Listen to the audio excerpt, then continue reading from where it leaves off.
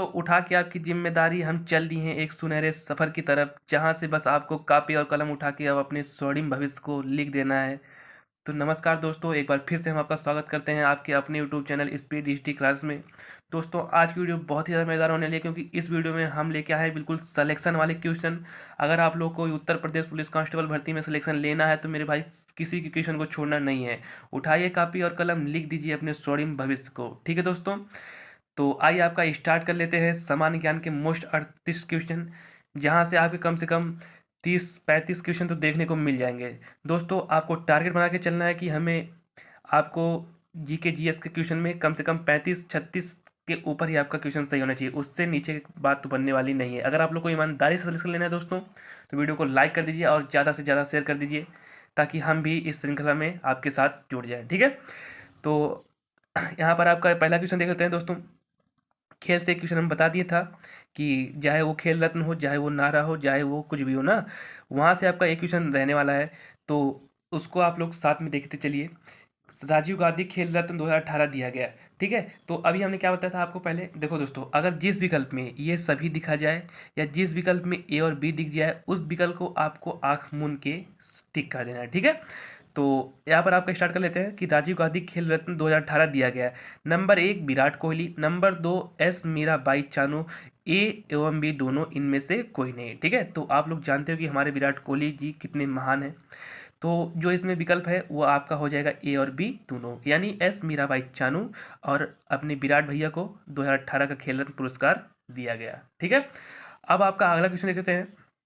भारत के प्रधानमंत्री नरेंद्र मोदी के साथ किस देश के राष्ट्र प्रमुख को संयुक्त रूप से चैंपियंस ऑफ अर्थ अवार्ड से सम्मानित किया गया? उससे पहले हम दोस्तों बता दें, अगर आप लोग को भी क्वेश्चन का आंसर पता है तो फटाफट कमेंट बॉक्स में बताइए। आप लोग क्या करते हो ना दोस्तों, क्वेश्चन को तो देखते हो पर कमेंट बॉक्स में कमेंट नहीं करते हो। अगर आप लोग को पता है तो ईमानदारी से बताओ कि हाँ सर, मेरे 38 में से 37 सही हुए, मेरे 38 में से 35 सही हुए, यानी जितना हुआ ईमानदारी से। अगर आपका 38 में से 20 सही हो रहा है, 15 सही हो रहा है, तो कोई घबराने वाली बात नहीं है। इस प्रैक्टिस सेट के अंत तक आपका कम से कम 38 में से 36 सही हो जाएगा, क्योंकि हमने इस श्रृंखला में टारगेट लिया है कम से कम हम 50 प्रैक्टिस सेट कराएंगे, ताकि आपका इसके बाहर से एक भी जीके जीएस आपको पढ़ना ना पड़े और कहीं से वीडियो देखने की कोई ज़रूरत नहीं है। हम आपको 50 प्रैक्टिस सेट कराएंगे और उसके अंदर से आपको सभी क्वेश्चन देखने को मिल जाएंगे, और मेरी ये गारंटी रहने वाली है कि आप लोग 35 क्वेश्चन के ऊपर सही करके आने वाले हो। ठीक है, तो जो भी क्वेश्चन आपको आंसर पता है तो फटाफट से कमेंट बॉक्स में बताइए। ठीक है, तो आप इस देख लेते हैं क्वेश्चन नंबर 2। भारत के प्रधानमंत्री नरेंद्र मोदी के साथ किस देश के राष्ट्र प्रमुख को संयुक्त रूस रूप से चैंपियंस ऑफ अर्थ अवार्ड से सम्मानित किया गया? ठीक है, तो नंबर 1 पे है अमेरिका, फ्रांस, इजराइल और इंग्लैंड। तो अगर आप लोग को आंसर पता है तो फटाफट कमेंट बॉक्स में बताइए। ठीक है, तो इसका जो आंसर होने वाला भैया ना, तो प्रधानमंत्री नरेंद्र मोदी के साथ जो चैंपियंस ऑफ अर्थ अवार्ड जो देश को मिला था वो है आपका फ्रांस। ठीक है, तो France will be the right answer. अब देखो, आपका अगला क्वेश्चन आता है क्वेश्चन नंबर 3। स्त्रियों की ध्वनि पतली होती है क्योंकि स्त्रियों का ध्वनि का तारत्व अधिक होता है, स्त्रियों की ध्वनि का तारत्व कम होता है, स्त्रियों की ध्वनि की तीव्रता अधिक होती है, स्त्रियों की ध्वनि की तीव्रता कम होती है। ठीक है, तो हम बता दें दोस्तों कि अगर कभी भी ध्वनि की पतली या मोटा जो होता है वो किस कारण होता है, तो वो होता है तारत्व के कारण। ठीक है, यदि तारत्व अधिक है तो ध्वनि पतली होगी और तारत्व कम है तो ध्वनि मोटी होगी। ठीक है, तो स्त्रियों की जो ध्वनि होती है वो पतली होती है, और किस लिए होती है? तारत्व अधिक होने के कारण। तो आपका जो विकल्प हो जाएगा, स्त्रियों की ध्वनि का तारत्व अधिक होता है, इसलिए आपका जो हो जाएगा, स्त्रियों की ध्वनि क्या होती है? पतली होती है, इसलिए जो आपका विकल्प है राइट आंसर हो जाएगा। ठीक है, यानी स्त्रियों की ध्वनि का तारत्व अधिक होता है, इस खातिर से इनकी जो ध्वनि होती है वो क्या होती है? पतली होती है। ठीक है, अब आप यहाँ पर देख सकते हो, सम्मिलित कीजिए कि सूची 1 से सूची 2 को मिलाना है, घटनाएं हैं और परिमाण है। तो घटनाएं और परिमाण आपको बताना है। तो भैया हम बता दें आपका ना, लॉर्ड मिंटो सुधार जो है वो है आपका किसके क्षेत्र में? तो हम बता दें, जो लॉर्ड मिंटो सुधार है वो है आपका यहाँ पे लॉर्ड मिंटो सुधार ना जाएंगे हम, इनका बी वाला का जो है ए वाले के साथ जाएंगे तीसरे वाले के भैया के पास, यानी जो लॉर्ड मिंटो सुधार है वो है सांप्रदायिक निर्वाचन के क्षेत्र में, यानी लॉर्ड मिंटो सुधार किस क्षेत्र में किया जाता है? सांप्रदायिक निर्वाचन के क्षेत्र में। ठीक है, और जो आपका साइमन कमीशन है, वो साइमन कमीशन क्या है? वो है देश व्यापारी, यानी देश व्यापारी आंदोलन। ठीक है, और जो चौरी चौरा कांड है, चौरी चौरा कांड जो है भैया वो है आपका, इसके साथ है असहयोग आंदोलन का वापस लिया जाना, यानी चौरी चौरा कांड देखते हुए गांधी जी ने क्या किया? असहयोग आंदोलन को वापस ले लिया। ठीक है, अब यहाँ पर आपको आंदोलन भी क्वेश्चन को पढ़ लेना कि गांधी जी के प्रमुख आंदोलन कि गांधी जी ने कब दांडी यात्रा शुरू की, कब चौरी चौरा कांड हुआ, कब साइमन कमीशन मतलब वापस जाओ भारत में, जब कब साइमन कमीशन आया तो उसका विरोध हुआ। तो इस सब को आपको करते चलना है। तो जो आपका इसमें विकल्प होने वाला है ना, तो वो विकल्प आपका हो जाएगा बी वाला, यानी पहले का देख सकते हो तीसरा तीसरा, दूसरे का पहला पहला और तीसरे का दूसरा, और जो लास्ट बचेगा दांडी मार्च। तो दांडी मार्च जो था आप लोग को पता होगा किस लिए होता, नमक का अवैध निर्माण। ठीक है, और दांडी की जो यात्रा की शुरुआत हुई थी वो साबरमती के आश्रम के निकट से हुई थी। ठीक है, तो ये सब जो कुछ मोस्ट इंपॉर्टेंट क्वेश्चन है, तो इसको आपको किसी भी कीमत पे पढ़ते चलना है। ठीक है, तो आइए दोस्तों अगर अगला क्वेश्चन देख लेते हैं कि भारतीय राष्ट्रीय आय की गणना का कार्य कौन करता है। नंबर 1 है राष्ट्रीय सांख्यिकी संगठन, केंद्रीय सांख्यिकी संगठन और योजना आयोग और रिजर्व बैंक ऑफ इंडिया। ठीक है, तो आप लोग के लिए क्वेश्चन रहने वाला है भैया कि फटाफट बताओ कि रिजर्व बैंक ऑफ इंडिया की स्थापना कब हुई। ठीक है, ये आपको कमेंट बॉक्स में बताना है कि रिजर्व बैंक ऑफ इंडिया की स्थापना कब हुई थी। ठीक है, फटाफट कमेंट बॉक्स में बताना है। आप दोस्तों देख सकते हो नंबर 1 राष्ट्रीय सांख्यिकी संगठन, ये तो होने वाला है कि केंद्रीय सांख्यिकी संगठन, ये होने वाला है कि योजना आयोग की रिजर्व बैंक ऑफ इंडिया। तो हम बता दें कि राष्ट्रीय आय जो भारत की राष्ट्रीय आय ना, उसकी जो गणना करता है राष्ट्रीय सांख्यिकी संगठन, यानी जो नंबर 1 पे विकल्प है राष्ट्रीय सांख्यिकी संगठन वाला, वो विकल्प हो जाएगा राइट आंसर। यानी क्या होता है कि राष्ट्रीय सांख्यिकी संगठन जो होती है वो भारत की राष्ट्रीय आय की गणना करती है। ठीक है, और इस वाले का जो हमने आपसे पूछा है कि रिजर्व बैंक ऑफ इंडिया की स्थापना कब हुई, इसको आप लोग फटाफट बताइए। ठीक है, अब देखो संभारिक परमाणु में होते हैं, तो संभारिक परमाणु में क्या होते हैं उसको बताना है। समान परमाणु द्रव्यमान, असमान परमाणु क्रमांक, समान परमाणु द्रव्यमान तो परमाणु क्रमांक, और नंबर डी है आपका ए और बी दोनों। ठीक है, तो हम बता दें जो संभारिक होता है ना, संभारिक में ये होता है सम। सम का मतलब क्या होता है, समान। तो जिस विकल्प में समान है उसको मार दो। तो संभारिक में समान परमाणु द्रव्यमान और समान परमाणु क्रमांक, ये भैया हो जाएंगे आपके विकल्प इज द राइट आंसर। यानी समान परमाणु भार और समान परमाणु क्रमांक, ये जो होते हैं आपके होते हैं संभारिक। ठीक है, तो आइसोबार्स में ये पाए जाते हैं। ठीक है, अब बताओ डीएनए, डीएनए का प्रमुख कार्य, तो प्रोटीन संश्लेषण, कोशिका संवहन, कोशिका परिवहन, आनुवांशिक क्रियाओं का संचालन। तो भैया सबसे पहले आपके लिए कार्य हम देते हैं डीएनए का फुल फॉर्म आप लोग फटाफट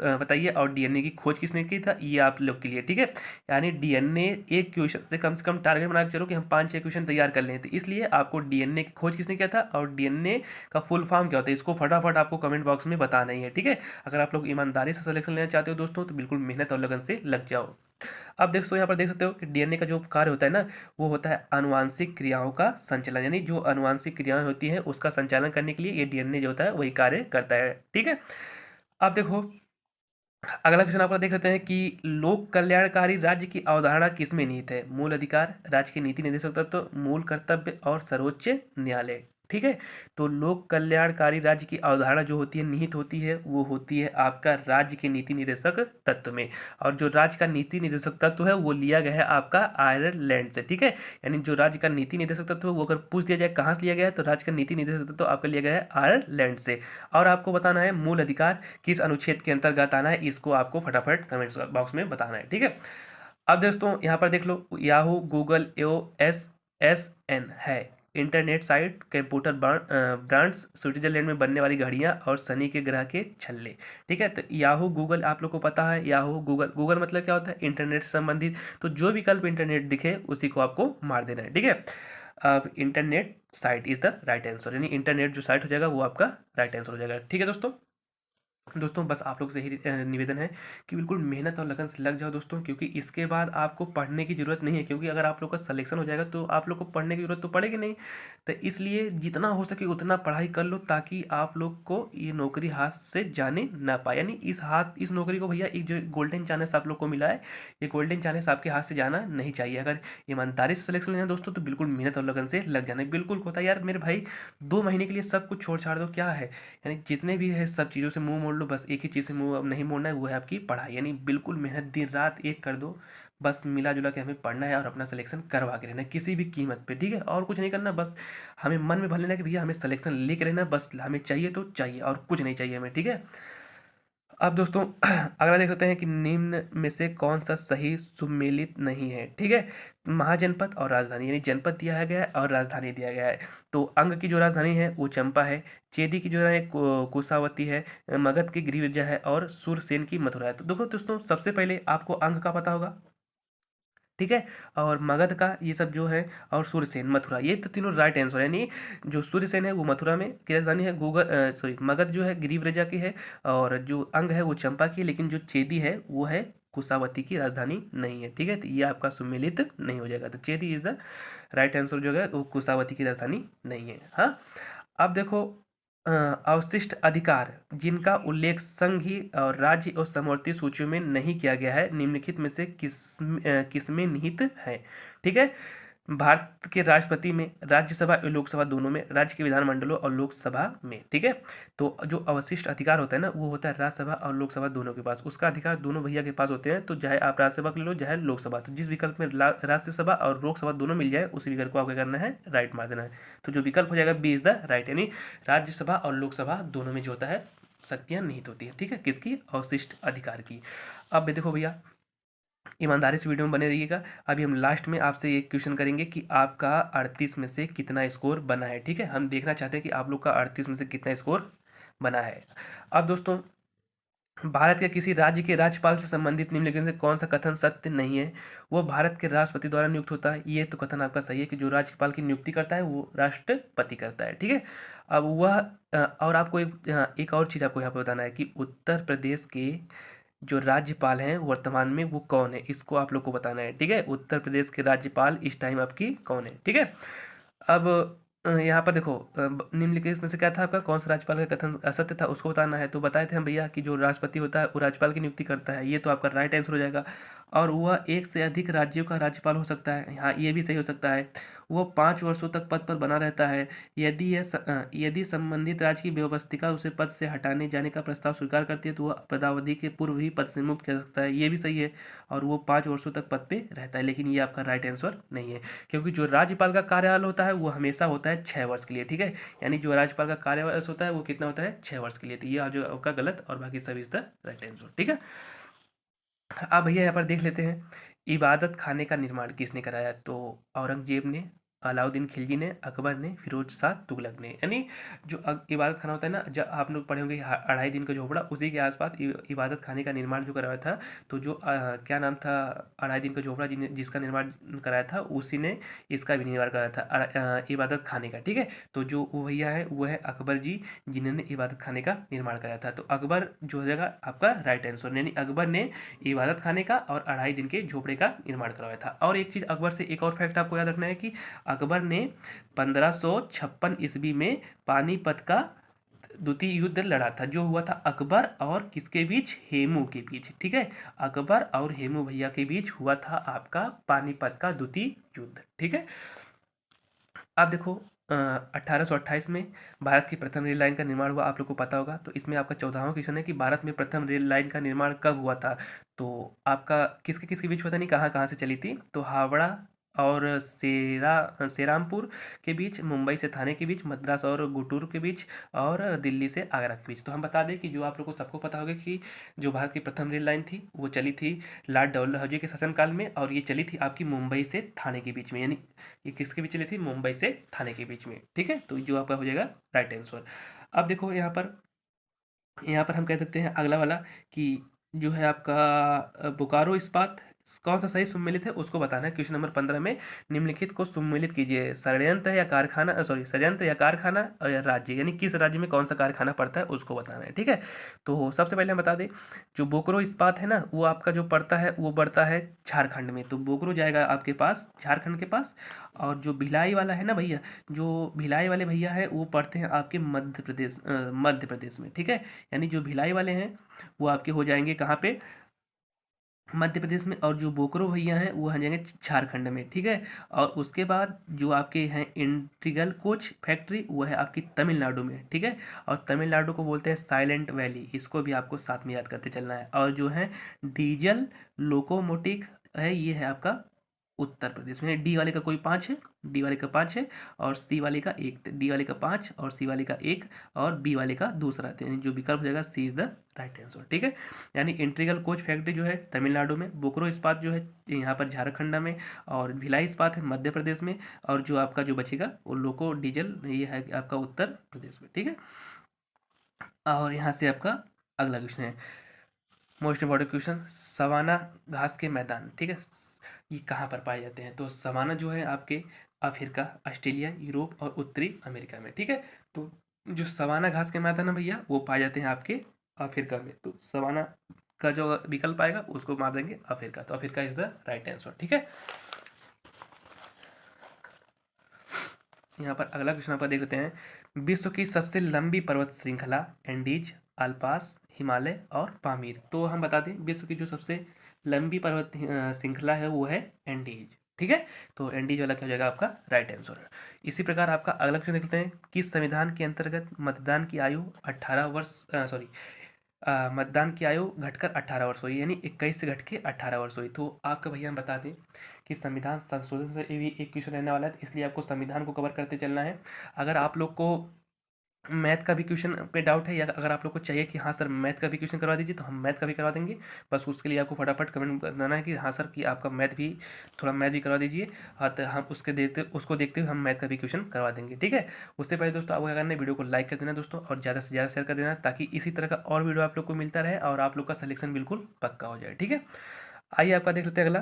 तो जो मतदान की आयु थी वो 21 वर्ष से घटा के 18 वर्ष कर दी गई, वो कर दी गई थी आपके 61वां संविधान संशोधन के अनुसार। जो मतदान की आयु थी वो घट के 21 से 18 कर दी गई। ठीक है, अब देखो, मिट्टी के घड़े में निम्न से किस के कारण जल ठंडा रहता है? ठीक है, यानी किस कारण से वो जो होता है जल ठंडा रहता है? द्रवण के कारण, वाष्पीकरण के कारण, ऊर्ध्वपातन के कारण, और उपयुक्त में से कोई नहीं। तो कोई नहीं तो होने वाला है, न द्रवण होने वाला है, तो आपका जो विकल्प हो जाएगा वो हो जाएगा आपका वाष्पीकरण। यानी वाष्पीकरण जो होता है वो होता है मिट्टी के घड़े में जल क्या होता है, ठंडा बना रहता है। ठीक है, अब अगला देख लेते हैं आपका, सरदार वल्लभ भाई पटेल कृषि विश्वविद्यालय ना, ये है कहाँ पर स्थित? तो भैया हम बता दें कि सरदार वल्लभ भाई पटेल जो है आपका ये स्थित है मेरठ में, यानी Meerut is the right answer. ठीक है, अब देखो अगला, फर्रुखाबाद जाना जाता है कालीन की बुनाई के लिए, और कांच की चूड़ियों के लिए, इत्र के निर्माण के लिए, और हाथ की छपाई के लिए। और भैया हम बता दें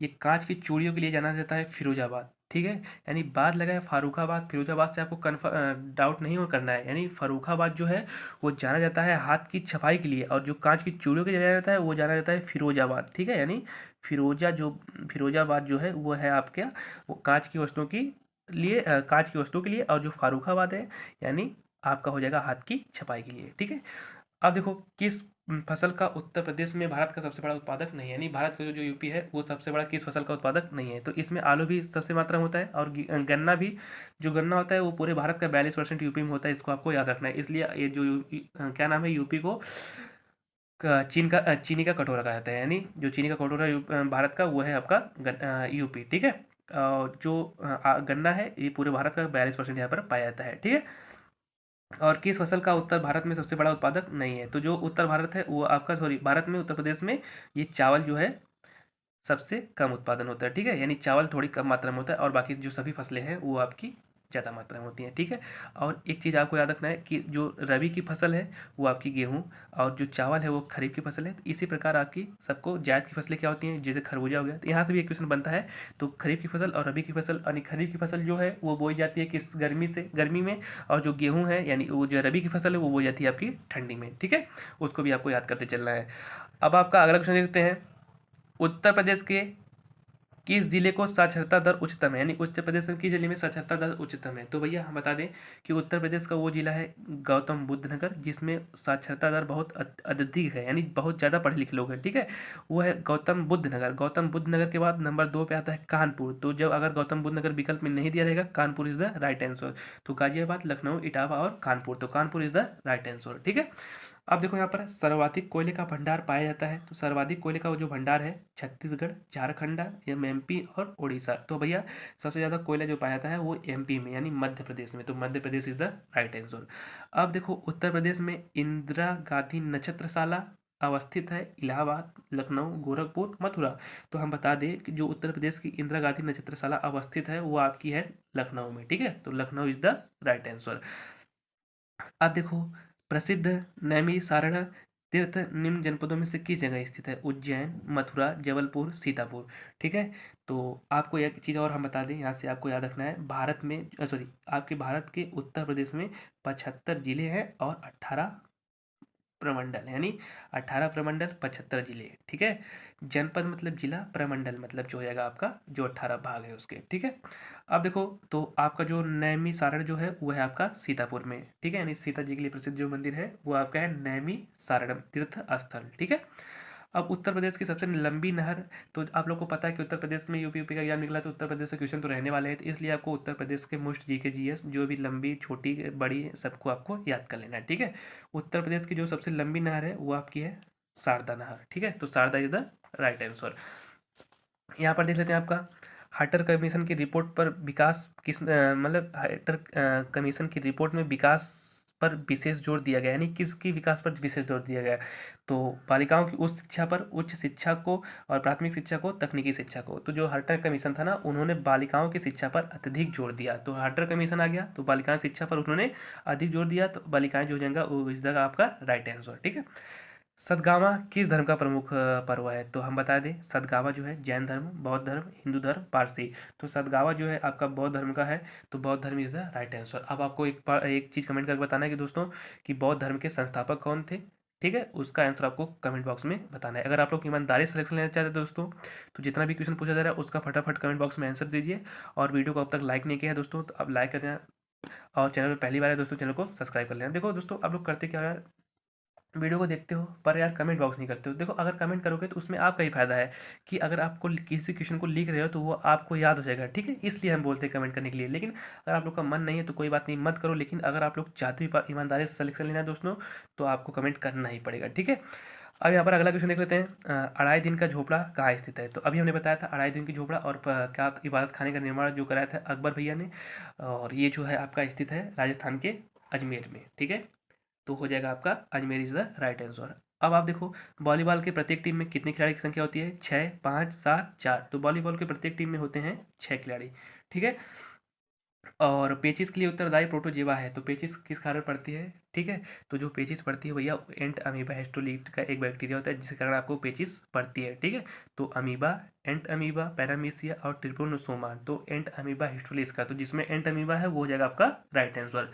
अब देखो, कोशिका का ऊर्जा घर, यानी कोशिका को ऊर्जा कहाँ से मिलती है? गालिकास से, न्यूक्लियोसिस से, और माइक्रोकांड्रिया से, और राइबोसोम से। तो कोशिका घर जो कहा जाता है उसको कहा जाता है माइक्रोकांड्रिया को। तो माइक्रोकांड्रिया को कोशिका का ऊर्जा घर कहा जाता है। ठीक है, और देखो ये क्वेश्चन बहुत बहुत इंपॉर्टेंट क्वेश्चन रहने वाला है दोस्तों। ये आपका बीएड में, यूपी में, या जिस भी कोई एग्जाम में, यूपीपी यानी हर एग्जाम में आपको ये क्वेश्चन देखने को मिलता है। तो इसलिए आपको बायोलॉजी के 2-3 क्वेश्चन बहुत मोस्ट इंपॉर्टेंट है, उसको आपको कवर करते चलना है। देखो, मसालों में प्रयुक्त लौंग जो भाग किस भाग से प्राप्त होती है? तो वो आपकी होती है कली, पुष्प कलिका से। तो जो पुष्प कलिका हो जाएगा आपका राइट आंसर, यानी पुष्प कलिका हो जाएगी आपकी राइट आंसर। अब दोस्तों, वृक्षों की आयु निर्धारित की जाती है इसके भार द्वारा, इसकी ऊंचाई द्वारा, इसके वार्षिक फलों की संख्या के आधार पर, इनकी जड़ों की लंबाई के आधार पर। तो हम बताएं कि जो वृक्षों की आयु निर्धारित की जाती है इनकी छालों के आधार पर, यानी इनकी वार्षिक फलों की संख्या को देखकर, यानी इनकी छालों को देख के पता लगाया जाता है कि वृक्ष कितने साल जीवित रहेंगे। ठीक है, अब कंप्यूटर रिसर्चेज का प्रबंध कौन करता है? ALU, BUS और कंट्रोल यूनिट, IO यूनिट। ठीक है, तो हम बताएं जो कंप्यूटर का रिसोर्सेज जो होता है ना, उसका जो प्रबंध करता है वो कंट्रोल, यानी जो कंट्रोल यूनिट होता है वो सारे कंप्यूटर का रिसोर्सेज करता है। ठीक है, अब असेंबली लैंग्वेज में प्रयुक्त ट्रांसलेटर का प्रोग्राम को कहते हैं, यानी जो असेंबली लैंग्वेज में प्रयुक्त ट्रांसलेटर होता है उसके प्रोग्राम को क्या कहते हैं? कंपाइलर और इंटरप्रेटर और असेंबल और प्रेसलेटर। ठीक है, प्रेसलेटर। ठीक है, तो हम बता दें असेंबली लैंग्वेज में जो प्रयुक्त ट्रांसलेटर होता है ना, उसका प्रोग्राम जो करता है वो करता है असेंबलर, ठीक है। असेंबलर जो है आपका राइट आंसर हो जाएगा। अब अगला देख लेते हैं आपका, यूजर डॉक्यूमेंट को जो नाम देता है उसे कहते हैं। तो जो यूजर डॉक्यूमेंट को जो नाम देता है उसको बोलते हैं भैया document name, file name, name given और डॉक्यूमेंट आइडेंटिटी। तो हम बता दें कि जो यूजर डॉक्यूमेंट को नाम देता है उसको बोलते हैं हम फाइल नेम, यानी ये आपको फाइल बना के देता है जिसके अंतर्गत आपको यूजर डॉक्यूमेंट मिल जाता है, ठीक है। तो आपका हो जाएगा 20 द राइट आंसर। अब दोस्तों आप लोग फटाफट कमेंट बॉक्स में बताओ कि आपके 38 में से कितने क्वेश्चन सही हुए हैं, ठीक है। अगर आपके 38 में से 35 क्वेश्चन सही है तो आपकी तैयारी बहुत अच्छी है। अगर आपके 38 में से 30 है तब भी अच्छी है। अगर आपके 38 में से 20 है तो आपके ठीक नहीं है, तो इसलिए आपको मेहनत और लगन से लग जाना है। अगर आप लोग को मैथ का भी प्रैक्टिस सेट चाहिए दोस्तों तो फटाफट कमेंट बॉक्स भर दो कि हाँ सर मैथ का भी प्रैक्टिस सेट लेके आइए, तो हम मैथ का भी प्रैक्टिस सेट लेके आएंगे। उससे पहले दोस्तों अपने प्यारे प्यारे हाथों से वीडियो को लाइक कर देना और सभी दोस्तों के साथ कर देना ताकि वो यूपीपी एग्जाम में अच्छा से अच्छा स्कोर करके आएँ, ठीक है। तो उम्मीद करते हैं दोस्तों सब लोग बढ़िया होंगे। मिलते हैं नेक्स्ट वीडियो में, तब तक के लिए आपका बहुत बहुत धन्यवाद।